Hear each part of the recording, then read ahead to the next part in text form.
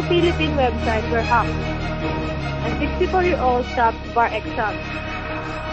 In a world news, Chinese ships enter disputed water of Japan. In sports updates, Daenerys Hunt trouble worrisome. For showbiz, Alisa Alano was badly injured after a car accident. Jessica Sanchez will appear to play season 4. On weather news, an update for Typhoon Nina. Do you wanna get slimmer? Here are some tips from Jessica Simpson. Good evening. I'm Louie Atienza. And I'm Rosnes Cabal. This is ITV News. For tonight's headlines, 2 government websites hacked.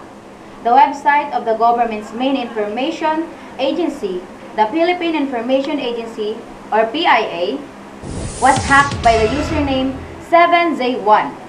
An error message was displayed whenever a user tried to enter PIA's website.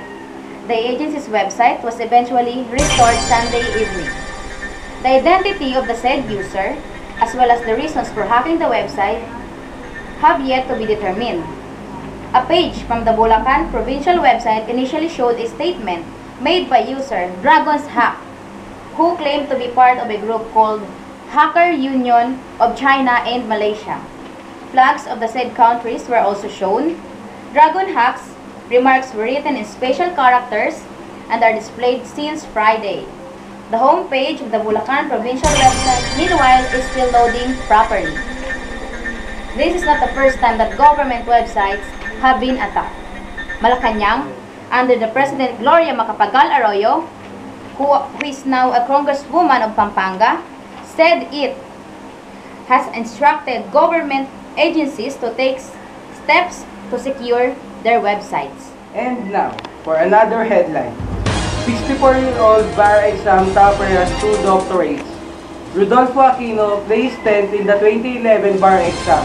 Manila, Philippines, a 64-years old man who placed 10th in the 2011 bar exam was no ordinary law student. Rodolfo Aquino has 2 doctorates, a master's degree in business administration, and 3 other master's degrees in statistics and accounting. Aquino, a law valedictorian at San Beda College, Alabang, is also a certified public accountant and is a professor at the University of Philippines College of Business Administration. His age did not prevent him from reaching his dream of becoming a lawyer. If you can still art, read, and write, you can still do it, he said.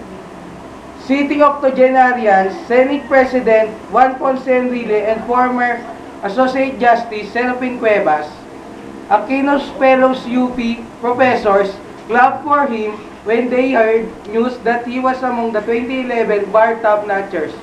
He said he had long wanted to be a lawyer, but it was only recently he found the time to study for the profession. In world news, Chinese ships enter disputed of water of Japan. For the details of these stories, here is Hazel Saklo. Thanks, Louie. Chinese government ship entered territorial waters of disputed Toka Control Island of the second day.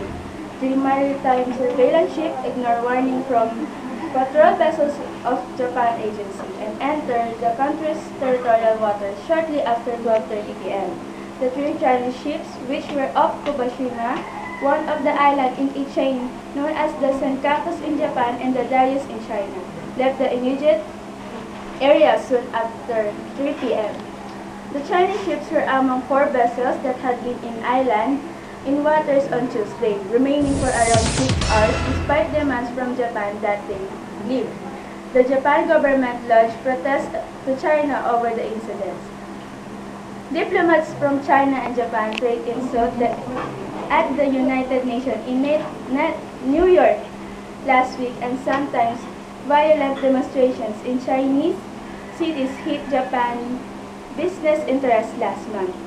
International Monetary Fund Chief Christine Lagarde voiced concerns over the spot, warning the shaky world economy could not afford for the 2 economic powers to be so distracted.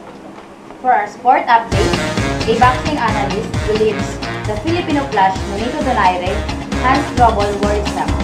For a detail of this report, here is Sara Baraki. Thank you, Austin.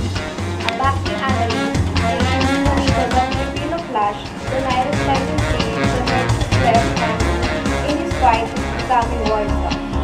Intimacy is coming out, a stoppage victory over a top opponent. Donaire defeated Japanese boxer Toshiyuki Nishiyama via 9th round technical knockout. And after the fight, he revealed that he sustained a cut in one of the knuckles of his left hand. Gonna get stitched up. This was open during sparring, and I know it was going to open up during the fight. Donaire repeated. For boxing analyst, attorney Ed Tolentino, Donaire's hand troubles have become worrisome. He pointed out that in his super bantamweight class against Wilfredo Vazquez Jr. in February this year, Donaire also busted his left hand, which affected his performance during the fight. The blood from Donaire's left hand had seeped through the rounds. It was revealed that the blood was due to a busted brain. However, and not become of a broken bone as was initially feared. Tolentino said, he is concerned that Donaire's relatively fragile wrist may end up cutting his boxing career short. Tolentino said that Donaire's team should look for ways to mitigate the problem lest it causes more trouble in the boxer's future fight. Alicia Alano badly injured after road mission. Television host and actress Alicia Alano was badly injured after the figured in accident in Marikina City at around 4 a.m. on Sunday. Initial investigation said Alano was speeding along the westbound lane of Marcos Highway near SM City, Marikina, when her sport utility vehicle hit the concrete barrier of the Metropolitan Manila Development Authority at the Central Island. The metal part attached to the concrete barrier piece through Alano's abdomen. The actress was immediately rushed to the hospital.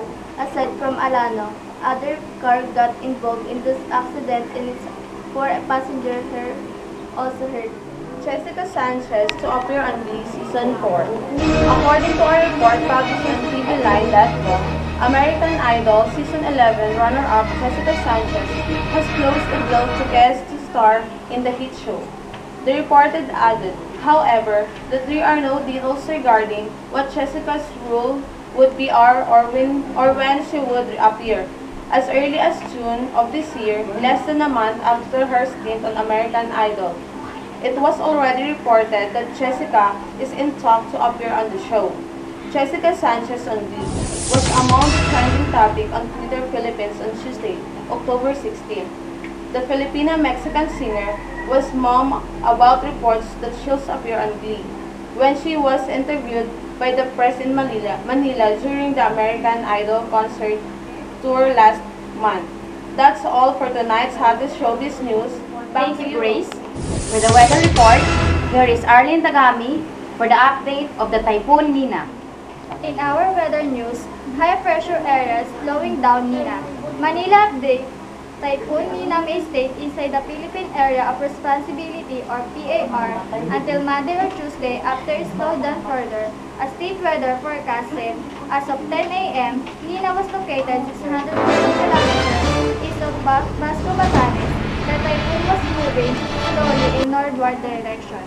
Nina was still packing. Maximum sustained winds of 160 km per hour near the center and gusts up to 195 km per hour. Estimated rainfall is from 10 to 25 millimeters per hour. Within the typhoon's 650 kilometers diameters, Pag-asa said the typhoon remains too far to directly affect any part of the country. Nina is expected to be 650 kilometers east of Itbayat, Batanes on Saturday morning.